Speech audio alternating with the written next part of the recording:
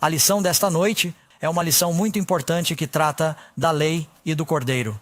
É um tema que você encontra em toda a Bíblia, porque as Escrituras estão realmente lidando com o maior problema e a maior resposta. Temos um problema que se chama pecado. E temos uma resposta chamada Salvador. Temos um problema com essa doença do pecado e de nossa natureza, e ela é mortal. E Jesus veio para pegar essa doença mortal, para receber a penalidade por ela e para nos salvar. Então eu meio que lhe disse qual é o problema e a resposta bem aqui no início. A Bíblia nos diz que Deus, quando nos deu as palavras mais importantes, os 10 mandamentos, Ele as escreveu com o dedo na pedra, representando sua natureza imutável. E essa é a lei de Deus. Portanto, falaremos hoje sobre esse assunto muito importante.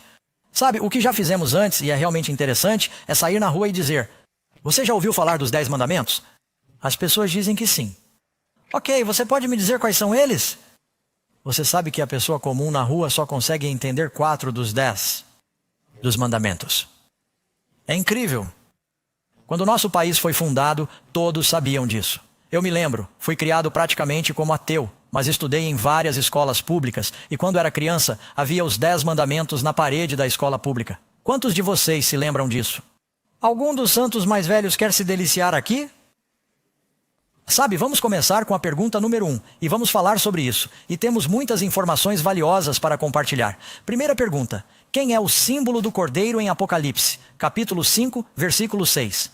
Agora, se vocês tiverem suas Bíblias, seja no celular ou na versão impressa, em casa, podem ir para o capítulo 5, e se olharem para o capítulo 5, versículo 6 de Apocalipse, esse é um assunto de profecia.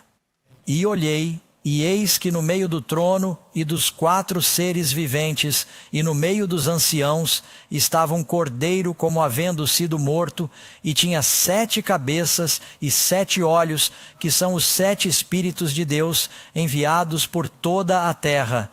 E veio, e tomou o rolo da mão direita do que estava assentado sobre o trono. Bem, imediatamente, acho que alguns de vocês perceberam que estão esperando ver um cordeiro com 7 chifres e 7 olhos. E se você chegar ao capítulo 17 de Apocalipse, ele fala sobre uma mulher sentada sobre uma besta que tem 7 cabeças e 10 chifres. Essas coisas são símbolos bíblicos, mas não são tão difíceis de entender.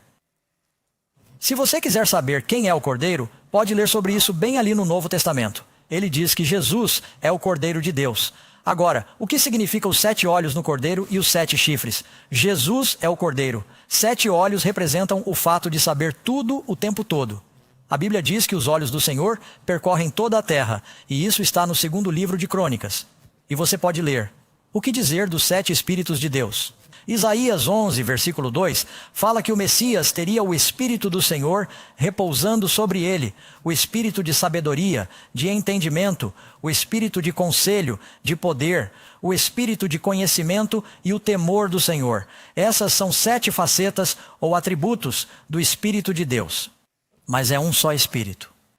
E há um só Jesus. Ele está apenas nos dizendo que vê tudo e sabe tudo, e um chifre na Bíblia representava poder. Lucas, capítulo 1, 68. Bendito seja o Senhor Deus de Israel. Ele visitou seu povo redimido. Fala sobre o chifre de seu poder e da salvação. Portanto, esses símbolos que encontramos em Apocalipse nos dizem coisas diferentes sobre as características de Deus. Quando você pensa no nome de Jesus, normalmente o dizemos, ele está ligado a uma tradução grega. Se você é espanhol, diz Jesus. Jesus. Em hebraico seria Yahshua, e significa Salvador. Jeová é o Salvador. É o que o nome dele significa. Revelação. Você sabe quantos nomes o Senhor tem? Ele é o Alfa, o Ômega, Ele é a porta. A Bíblia diz que Ele é o bom pastor, Ele é o caminho, a verdade, a vida. Ele é a água viva, Ele é a videira. E nós somos os ramos, Ele é a luz do mundo, Ele é o sumo sacerdote. Quero dizer, há muitos nomes de Cristo que nos dizem diferentes atributos de seu caráter. Porque Ele é Deus, Ele é bastante complicado, você sabe. Ele tem muitas características diferentes. Então vemos essa imagem em Apocalipse capítulo 5 de um cordeiro que foi morto. É a solução para o problema de uma lei que foi violada. Então, a seguir, Você pode ler em João 1, versículo 29. Sabemos quem é o Cordeiro. Diz que João viu Jesus vindo. Você pode dizer a resposta comigo quando os vir destacados. Diz que João viu quem? Jesus vindo em sua direção e ele disse, eis o Cordeiro. Quem é o Cordeiro? Jesus. Abraão está subindo a montanha com seu filho Isaque. O Senhor disse a Abraão, quero que você ofereça seu filho como sacrifício. Obedientemente, ele sobe o monte Moriá. O madeiro é colocado nas costas de Isaque, assim como a cruz foi colocada nas costas de Jesus. E Abraão tem os ingredientes para o fogo, e Isaque está indo. Ele já havia se sacrificado com seu pai muitas vezes antes, mas algo está faltando hoje. Ele diz, pai! Abraão estava excepcionalmente calado. Ele disse, sim, meu filho. Ele disse, temos a lenha e temos o fogo. Mas onde está o cordeiro? E Abraão disse com aquelas palavras que ecoaram ao longo da história, meu filho, Deus providenciará um cordeiro para si mesmo. E quando eles chegaram ao topo da montanha, pouco antes, Isaque foi um sacrifício voluntário, assim como Jesus. Ele permitiu que seu pai o amarrasse. E antes que a faca descesse, Deus o deteve e disse, Abraão, Abraão, não machuque o rapaz. E apontou para um carneiro, um cordeiro macho, preso pelos chifres em um matagal. E a palavra em hebraico é arbusto espinhoso. Um carneiro macho com uma coroa de espinhos. Jesus usou uma coroa de espinhos por você e por mim. Jesus é o Cordeiro de Deus que tira o pecado do mundo. Todo o sistema de sacrifício apontava para Cristo. O que pode lavar meus pecados? Não o sangue de cordeiros, bodes e touros, nada além do sangue de Jesus. Amém? O sangue de Jesus, amém? Você sabe disso. Portanto, Jesus é o Cordeiro que você vê em toda a Bíblia. No início, quando Adão e Eva pecaram, eles tentaram cobrir seu pecado com o quê? Folhas de figueira. Deus disse que isso não funcionaria. Em primeiro lugar, diz que eles fizeram aventais de folhas, um avental que era como uma mini saia. Portanto, era um material errado e não tinha material suficiente. As pessoas ainda fazem isso hoje com material insuficiente. E diz que Deus lhes deu túnicas. A palavra aqui é vestes de pele. Deus não criou de repente o vinil Naugahyde, era uma imitação de pele.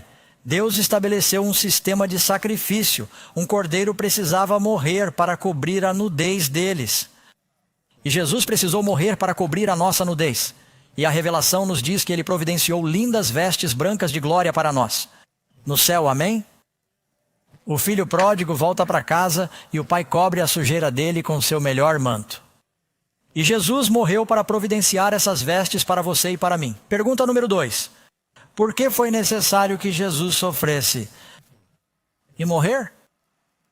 A Bíblia nos diz, Romanos 3, 23, para quantos? Todos pecaram e estão destituídos da glória de Deus. A segunda parte diz que o salário do pecado é o quê? A morte. Todos nós pecamos, a penalidade é a morte, mas ainda estamos vivos. Por quê? Porque Deus enviou seu Filho ao mundo por 2 razões. Primeiro, para morrer em favor daqueles que aceitarem seu sacrifício e o novo coração que ele oferece. E porque os iníquos ainda estão vivos. Jesus morreu para dar-lhes tempo de tomar uma decisão. Caso contrário, você cai morto na primeira vez que peca. Todos estão vivos por causa da graça de Deus, amém?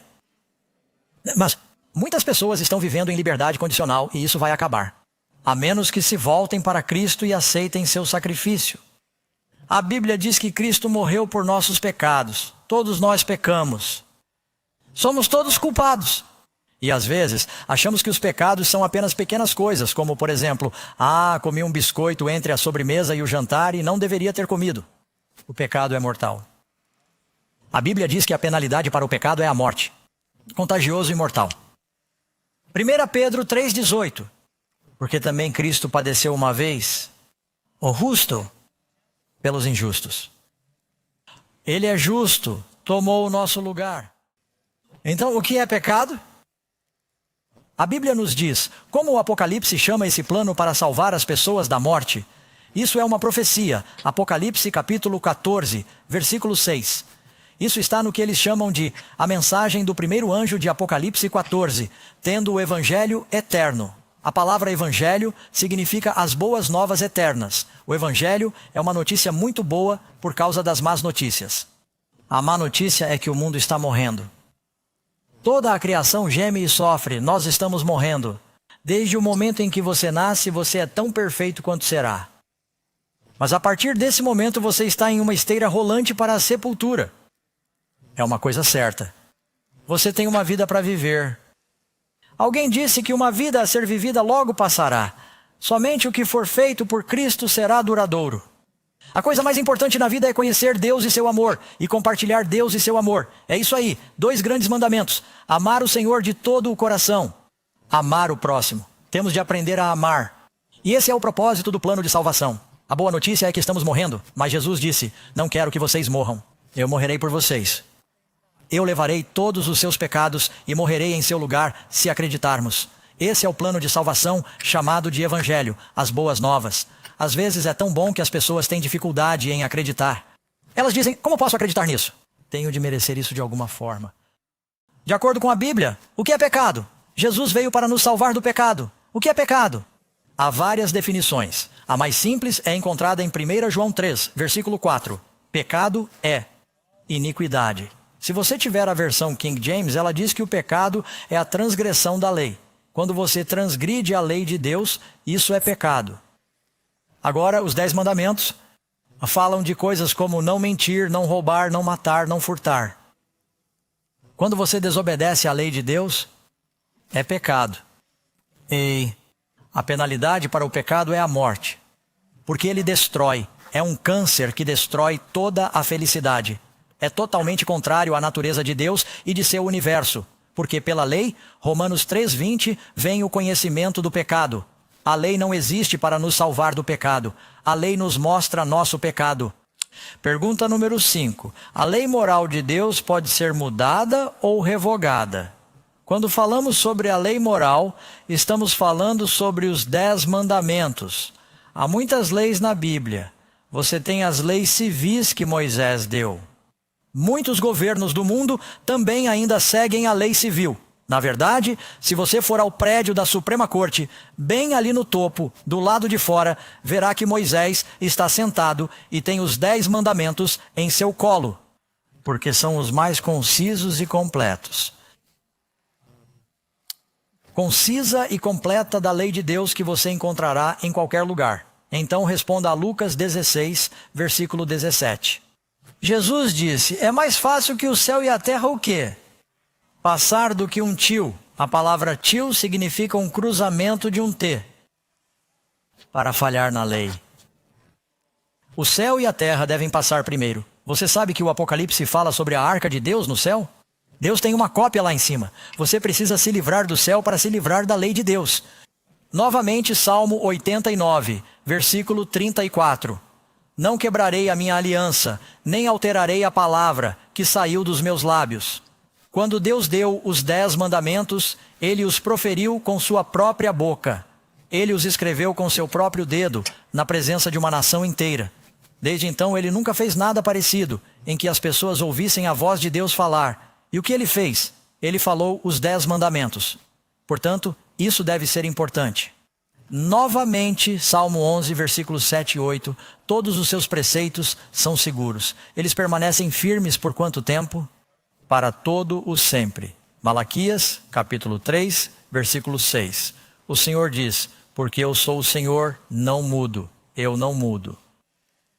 Deus é eterno, Ele escreveu sua lei. Agora, a razão pela qual esse assunto é importante é que você ficaria surpreso. Há até mesmo pastores que estão dizendo, bem, Jesus veio para acabar com a lei. Quantos de vocês já ouviram isso? Isso é o que se chama de doutrina dos demônios. Sabe por que o diabo odeia a lei? Porque a lei nos mostra o nosso pecado. A transgressão da lei é pecado. Se as pessoas não acham que existe uma lei, elas não acham que tem pecado. Se elas acham que não tem pecado, quem precisa de Jesus? Portanto, o diabo quer se livrar da necessidade do Salvador. Ele tem até pregadores dizendo que não estamos sob a lei. A Bíblia fala sobre não estarmos sob a lei. Mas isso não significa que não temos a obrigação de obedecer. Significa que por causa de Cristo, não estamos sob a penalidade da lei. Mas você não está livre para desobedecer aos mandamentos dele. Paulo diz: que faremos se continuarmos no pecado para que a graça abunde? Deus nos livre.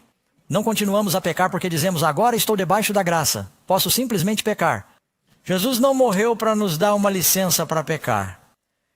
Porque se ele pudesse fazer isso, não precisaria morrer. É porque não havia outra maneira de morrer. Vou lhe dizer outra razão pela qual a lei de Deus não pode mudar. Deus diz: eu não mudo. A lei é uma expressão do caráter de Deus. Por exemplo, tem um slide na tela que quero que você veja. A Bíblia descreve as características de Deus. Você notará que no lado esquerdo, ela diz que Deus é bom. Depois também diz em outro versículo, Romanos 7,12, que a lei é boa. A Bíblia diz que Deus é santo. Você pode ler isso, Isaías 5,16. Ela diz que a lei é santa. A Bíblia diz que Deus é perfeito. Mateus 5,48, a lei é perfeita. Salmo 19, versículo 7. João 4, 1 João 4, 8. Deus é amor, a lei é amor. Ainda não terminamos. Pegue seu cartão de crédito. Tem mais. Vamos dobrar seu pedido. Diz que Deus é justo. Nem vou ler tudo isso. Você pode pegar seu celular e tirar uma foto. Também está em sua lição. Deus é justo. A lei é justa. Deus é a verdade. A lei é a verdade. Deus é puro. A lei é pura. Deus é espiritual. A lei é espiritual. Deus é imutável. A lei é imutável. Deus é eterno. A lei é eterna. Então, como pode um cristão ou judeu dizer que a lei foi alterada? Você tem que se livrar de Deus. Veja, a lei não precisa ser mudada. O propósito do plano de salvação é nos mudar. Nós precisamos ser transformados. Fomos nós que caímos. A lei existe para nos mostrar nossa necessidade de Cristo. Pergunta número 6. Em última análise, Cristo é o nosso exemplo. Amém? Jesus guardou os 10 mandamentos? Resposta: sim, ele guardou. A Bíblia diz: porque eu guardei os mandamentos de meu pai. Mas espere, pastor Doug. A Bíblia não diz que Jesus bebia vinho? Não. Ela diz que seus inimigos o acusavam de beber vinho. Não diz que ele era um glutão? Não. Diz que seus inimigos o acusavam de ser comilão. Os escribas e os fariseus o acusaram de ser samaritano. Ele não era samaritano. Disseram que ele era Belzebu. Ele não era. Disseram que ele era um enganador. Ele não era. Algumas pessoas dizem: bem, Jesus, você sabe, ele não guardou a lei. É claro que ele guardou a lei. É por isso que ele pôde morrer em nosso favor. Ele era um salvador perfeito. O texto diz que não cometeu pecado. Jesus não cometeu pecado algum. Ele viveu uma vida santa para que pudesse ser nosso exemplo. Veja, Jesus veio por 3 motivos. Ele disse: eu vim para lhes mostrar o Pai. As pessoas não sabem quem é Deus. Elas não entendem. Acham que Deus é um grande policial sádico no céu que quer nos bater toda vez que fazemos algo errado.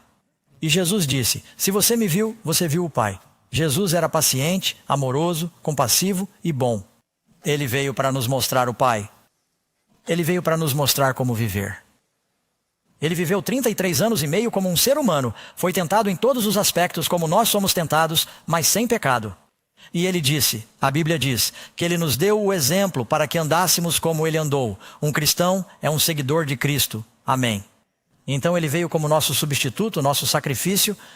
Depois de nos mostrar o Pai e de nos dar um exemplo, ele diz: agora você não vai conseguir sem mim.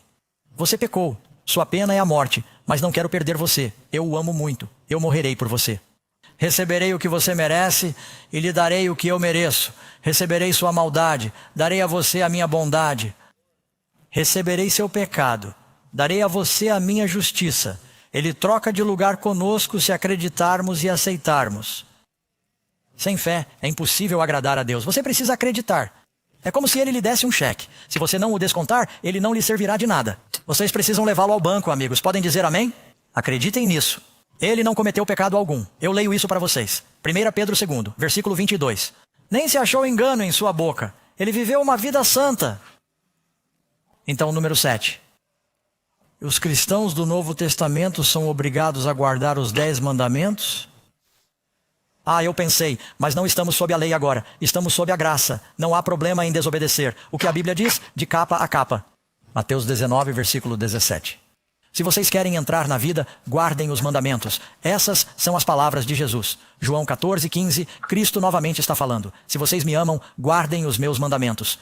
Oh, espere, mas pastor Doug, você está pensando. Você tem os 10 mandamentos, então você tem os mandamentos de Jesus. Não caiam nessa, amigos, eles são a mesma coisa. Vou lhe dar uma escritura. A Bíblia diz que todas as coisas que foram feitas por Ele. Evangelho de João, certo? Mas quantas coisas? Quem escreveu os 10 mandamentos? Todas as coisas que foram feitas por Ele. Você acha que Jesus disse, ó Pai, você tem seus mandamentos, mas eu tenho os meus? Ele disse, eu e meu Pai somos um. Portanto, quando Ele diz, se vocês me amam, guardem os meus mandamentos, certamente são os 10. E Ele diz, aqui está a paciência dos santos. Aqui estão aqueles que guardam os mandamentos de Deus e a fé de Jesus. Isso é Apocalipse 14, versículo 12. E você pode até mesmo ir para o último capítulo da Bíblia, Apocalipse capítulo 22. E ele diz, bem-aventurados, último capítulo da Bíblia, bem-aventurados os que cumprem os seus mandamentos, para que tenham direito de entrar pelas portas da cidade e comer da árvore da vida. Agora, aconteceu alguma coisa nos últimos momentos, que esteja atrapalhando um pouco? Qual é o problema? Há algo errado com minha aparência? Você acha que sim. Como vou ver se há algo errado? Seu testemunho, ou talvez eu precise ver por mim mesmo. Onde vou encontrar um espelho? Olhe aqui, que conveniente. Tudo bem. Então, estou me sentindo muito bem agora. Estamos nos divertindo muito estudando juntos. Oh, meu Deus, isso não está certo. Eu me sentia ótimo, até me olhar no espelho. Portanto, a resposta é, não se olhe no espelho e você se sentirá bem novamente, certo? Alguns de vocês se levantam de manhã, olham-se no espelho e dizem, não faça isso de novo. Arruinará seu dia inteiro, certo? Então, a resposta mais fácil não seria, jogue fora o espelho? Muito bem, vamos supor que essa não seja a resposta. Mas eu me vejo, não estou gostando, eu me sentia bem. Olho para cá e há algo claramente errado. Meus óculos não estão retos. Esse é o problema, certo? Então, se isso me mostrou o problema, então talvez ele possa resolver o problema. Então, eu uso isso para resolver o problema? Então, se você se olhar no espelho, e sim, eu costumava fazer isso com um marcador e acidentalmente fiz uma vez com um marcador permanente. Por isso agora uso fita adesiva. Então, se você se olhar no espelho e perceber que há algo errado, se tiver sujeira no rosto, o que você faz? Coloca seu rosto contra o espelho e esfrega o rosto? Não, o que você faz? Você precisa se lavar. Bem, eu preciso de algo para me lavar. Que conveniente. Então, o que é isso? O que ele representa? A lei de Deus. Ela serve para purificar o pecado? Ou nos mostra a nossa necessidade de purificação? O que esse pano vermelho representa? O sangue de Jesus Cristo. É uma toalha de rosto, mas é um símbolo do sangue de Cristo. Então, eu olho aqui e vejo que tenho um problema, mas isso não serve para me ajudar com o meu problema. Ele é impotente. Mas isso pode resolver o problema. E agora? Você sabe. Agora estou muito bem. Isso não me incomoda. De fato, sabe como é. Então, depois que isso acontecer e eu passar por uma experiência embaraçosa como essa, de vez em quando vou me referir ao espelho. Quantos admitem? Levantem as mãos. Preparem uma foto para o público. Quantos admitem que já se olharam no espelho hoje? Mãos ao alto. Grupo honesto, louvado seja Deus. Agora é importante se olhar no espelho, mas não é bom se olhar no espelho demais.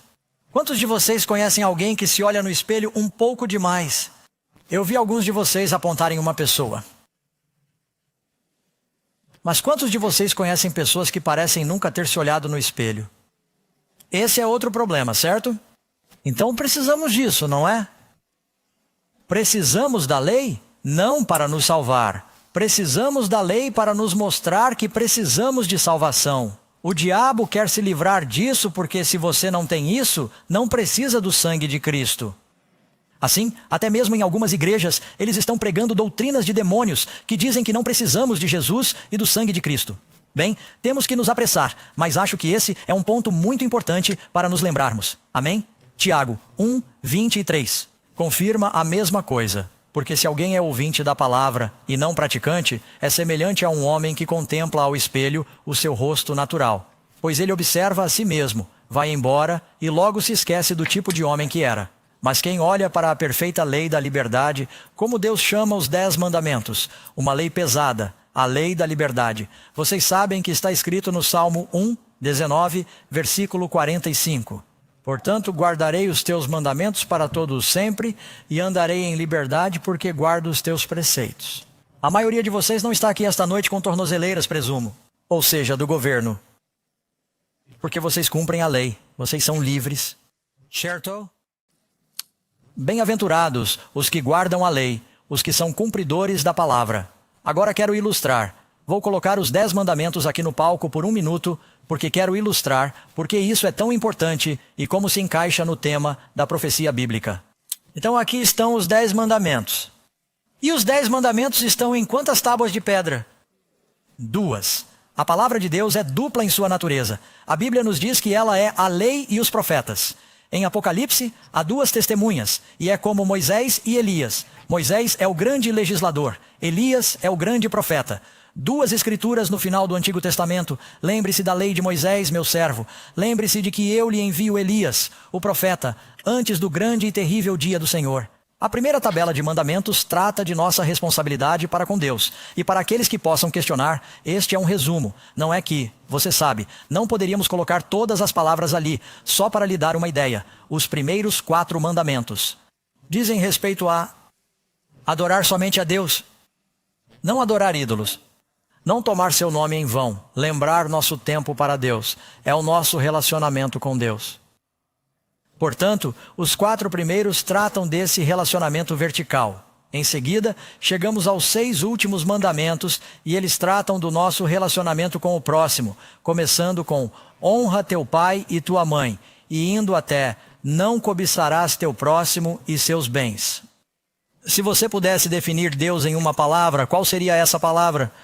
Deus diga comigo, Deus é amor.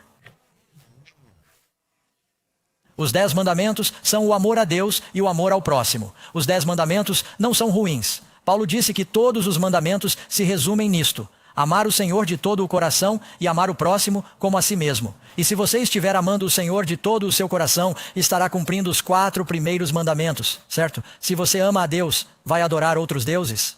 Não.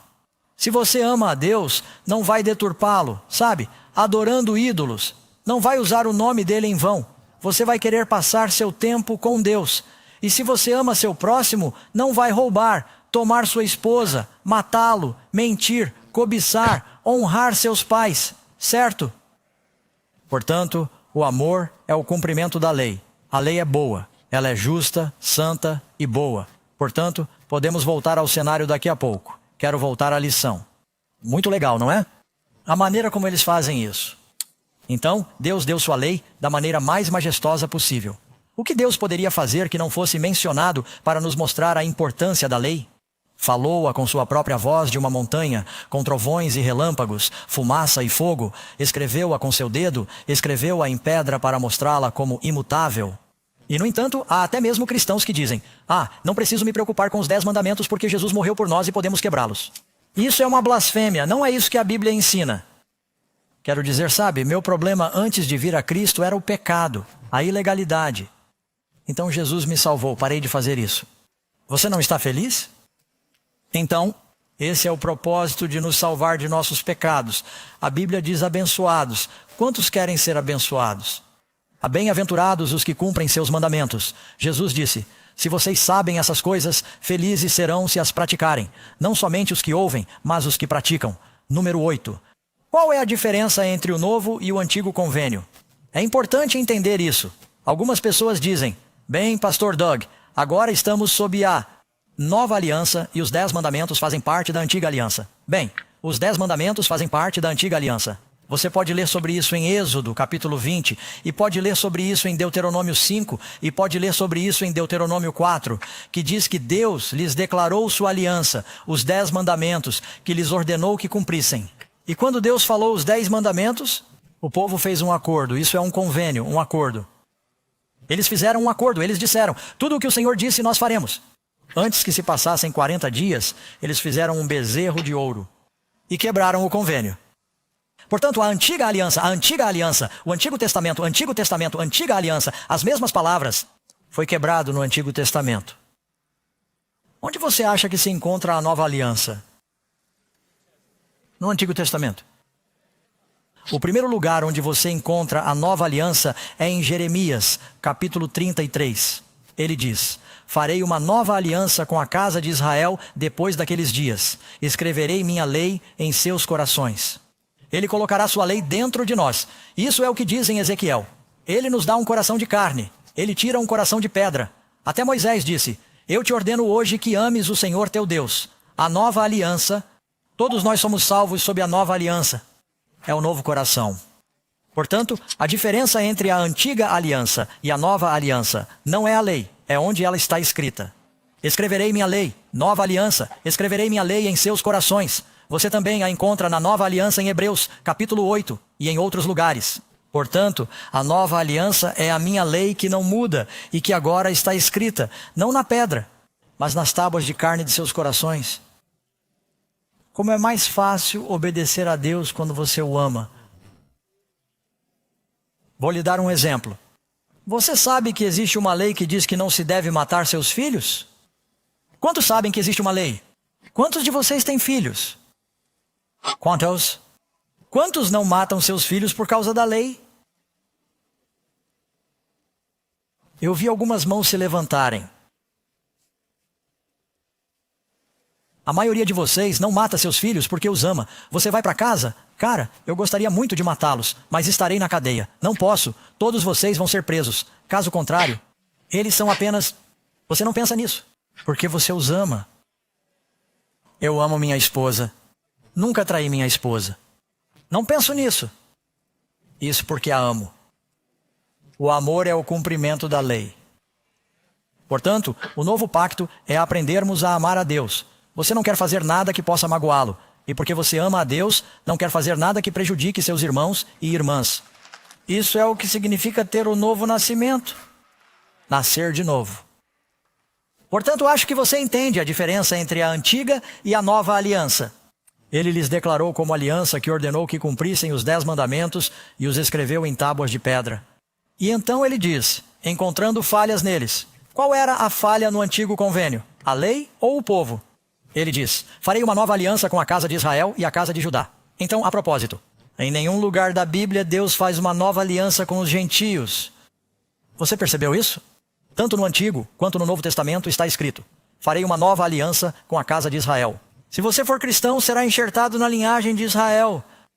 A Bíblia diz que se você é Cristo, você é a semente de Abraão. Nós participamos dessa aliança e somos todos salvos. Nós nos tornamos o Israel espiritual, se você preferir. Número 9. Como é chamado o fato de sermos convertidos e recebermos um novo coração? Bem, acabei de falar sobre isso. É aquela maravilhosa metamorfose espiritual em que passamos de uma minhoca para uma borboleta. Você nasceu de novo. Você deve ser o quê? Nascer de novo. Um novo nascimento. Isso é algo. As coisas velhas passam e todas as coisas se fazem novas. Número 10. O que devo fazer para ser perdoado e purificado do pecado? Agora, isso é muito importante, para entendermos. Jesus morreu pelos pecados do mundo inteiro. O mundo inteiro será salvo? Não. Infelizmente, Jesus disse que a porta é reta e o caminho que leva à vida é estreito. E poucos são os que o encontram, porque poucos estão procurando. Você percebeu que em nossa música tema, ela diz, busquem de todo o coração, procurem de toda a alma. Deus diz, vocês me procurarão e me encontrarão. Jeremias 29, 13. Quando você me procurar de todo o seu coração, você precisa desejá-lo. Você precisa buscar. Jesus disse, busque e você encontrará. Ele morreu por todos. Mas precisamos nos conscientizar de nosso pecado. E então nos arrepender de nossos pecados. Atos, capítulo 3, versículo 19. Arrependei-vos, pois, e convertei-vos, para que seus pecados sejam apagados. Não seria maravilhoso se você pudesse começar de novo e ter todos os seus pecados lavados? Você pode. Você pode dizer a Deus que está arrependido e dizer, bem, pastor Doug, eu ainda sou tentado. Todo mundo é tentado. Jesus foi tentado. Mas você diz a Deus, sinto muito por meus pecados, mude meu coração. E então você passa a vida inteira aprendendo a fazer o que é errado. Ele então lhe ensina a fazer o certo. Em Isaías 1, diz que aprendemos a fazer o bem. Você começa a seguir o Senhor e olha para Jesus. Isso é chamado de santificação. E você aprende uma nova maneira de pensar. Você lê a Bíblia. Você mantém seus olhos em Cristo. Você começa a se tornar como Ele. Você muda. Há uma conversão. Você se arrepende. Você se confessa. Parte do arrependimento é confessar seus pecados a Deus. E você pode estar pensando: Deus não sabe de tudo, pastor Doug. Bem, sim, você não está dizendo a Ele para poder informá-lo. A primeira vez que li isso, pensei: ok, senhor, é melhor você se sentar, temos que conversar. Quero dizer, Ele já sabe de tudo, certo?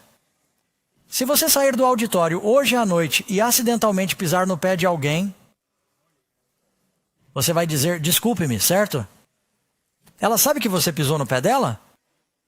Sim, mas mesmo assim você pede desculpas. Isso é apropriado. Agora, se você pisar no pé dela e realmente o machucou, você começa a me dizer: eu sinto muito. Porque você realmente a machucou, certo? Você a derruba por acidente e depois a ajuda a se levantar. E você diz: sinto muito, não chame o advogado, certo? Então, observe isso. O grau de dano dita o grau do pedido de desculpas. Certo? O quanto ferimos a Deus? Olhe para a cruz, os sofrimentos de Cristo. Ele recebeu o que você merece. Portanto, ajoelhe-se quando estiver sozinho. Muitos pregadores dão apenas parte da resposta. Eles dizem: venha para a frente, faça esta pequena oração, agora você está salvo. Agora, muitas pessoas serão salvas com isso, porque isso é tudo o que sabem e é tudo o que têm. Mas isso não é tudo o que a Bíblia ensina. A Bíblia diz: arrependa-se. Arrependa-se de seus pecados. Confesse seus pecados a Deus. Se você disser: bem, eu não me lembro de todos os meus pecados, pastor Doug. Ninguém se lembra. Comece com os 10 mandamentos. Você já mentiu alguma vez? Você já roubou? Você já teve pensamentos puros? Jesus disse que o pecado não é apenas a ação, é a atitude. Se um homem ou uma mulher olha para o sexo oposto e cobiça em seu coração, mas se você olhar e cobiçar, você pode cometer adultério em seu coração, certo? Você sabe, você pode matar em seu coração. Jesus disse que se você ficar com raiva de seu irmão sem motivo, você é culpado de assassinato. E ele disse que, mesmo em nossas palavras, que o seu sim seja sim e o seu não seja não. Às vezes podemos mentir por meio de insinuações. Portanto, leia os 10 mandamentos. Ajoelhe-se e diga: Senhor, eu tenho sido um mentiroso. Pensamentos impuros, eu adoro outros deuses. Algumas pessoas passam o tempo todo na frente da TV e se perguntam se tem problemas com idolatria. Você nunca ora. Mas sabe tudo sobre os resultados do beisebol. Certo? Não estou dizendo que há algo de errado com o beisebol. Só estou lhe dizendo que algumas pessoas fazem do carro um Deus. Entende o que quero dizer? Confesse seus pecados a Deus. Diga: Senhor, você me perdoa? Jesus morreu por meus pecados e acredito no que o Senhor prometeu, que se eu confessar meus pecados, 1 João, capítulo 1, e se confessarmos os nossos pecados, Ele é fiel e justo para nos perdoar os pecados e nos purificar de toda injustiça. Essas não são boas notícias, amigos? Ele quer que sejamos perdoados. Ele quer que tenhamos paz. Ele quer que estejamos em seu reino com Ele. Quem entra no coração de um cristão nascido de novo. E o que ele faz? A Bíblia diz em João 14:7 que o Espírito Deus, o Espírito entra em sua vida. Algo acontece, Ele vai ativar. Você está lhe dando permissão dizendo: Senhor, não posso fazer isso sem você. Entre em meu coração, Ele falará com você, Ele o guiará. Jesus saiu da água em seu batismo e o Espírito Santo desceu. Se você entregar sua vida ao Senhor, Deus lhe dará o Espírito Santo e Ele também pode lhe dar o batismo do Espírito em seu batismo. Novamente, tanto para querer quanto para fazer, Ele o ajudará a fazer a boa vontade dEle. Não podemos viver a vida cristã sem a ajuda de Deus, amigos. Você sabe que Deus nunca pedirá que você faça algo que não possa fazer? Isso é razoável? Qualquer coisa que Deus lhe peça para fazer, por mais difícil que você ache que seja, Ele o ajudará a fazer.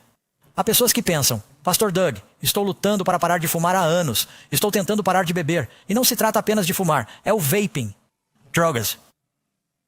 Alguns são viciados em pornografia. Outros são viciados em cartões de crédito e em compras. Há todos os tipos de vícios. De fato, se você não tem Jesus, você é um viciado em pecado. A questão é: qual é o seu vício? Seja qual for, ele pode quebrar as correntes.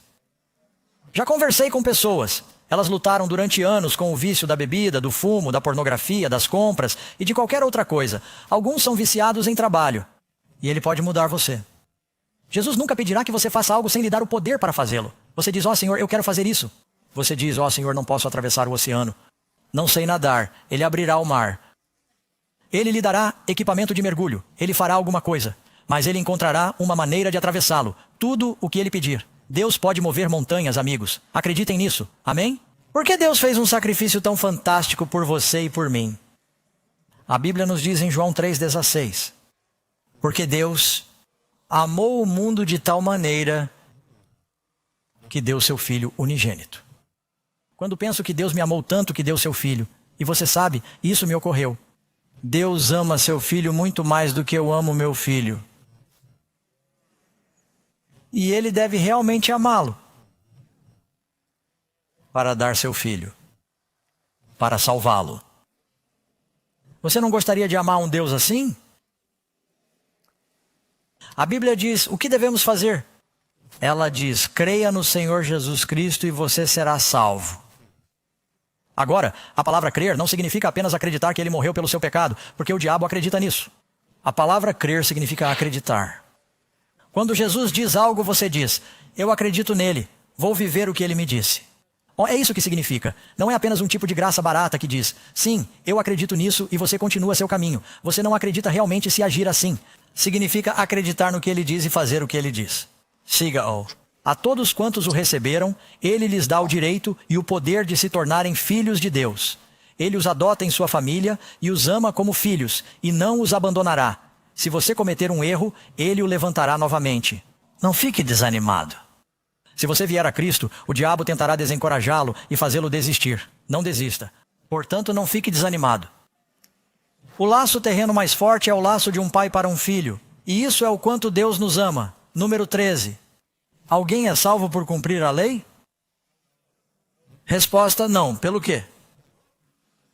Porque pela graça sois salvos, mediante a fé, e não por vós mesmos. É um dom de Deus, não de obras, para que ninguém se glorie. Não somos salvos porque fizemos por merecer.